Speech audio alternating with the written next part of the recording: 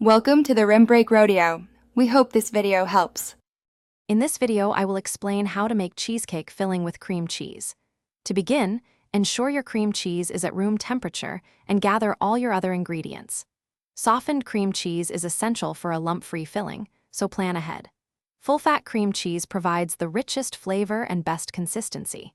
Having everything at room temperature helps ingredients combine smoothly, preventing overmixing later on. This foundational step is key to a perfect cheesecake. Next, beat your softened cream cheese in a large bowl using an electric mixer.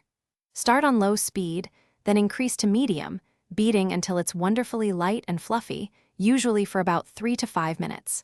Remember to stop and scrape down the sides and bottom of the bowl often. This ensures everything is evenly incorporated. Be careful not to overmix at this point, as too much air can lead to cracks during baking. Now, it's time to add the sweetness and flavor.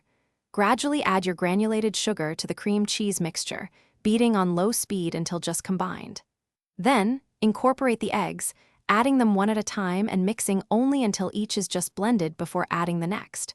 Finally, stir in your vanilla extract and any other desired flavorings, like lemon zest. Gentle mixing here prevents incorporating too much air. For the final touches, give the entire mixture one last gentle stir to ensure everything is perfectly combined. The goal is a smooth, lump-free filling with a creamy consistency. Avoid overmixing, as this can introduce too much air, potentially causing your cheesecake to crack during baking. Once your filling is perfectly smooth, carefully pour it into your prepared crust. You're now ready for the baking stage. Thanks for watching. Consider subscribing if we helped you.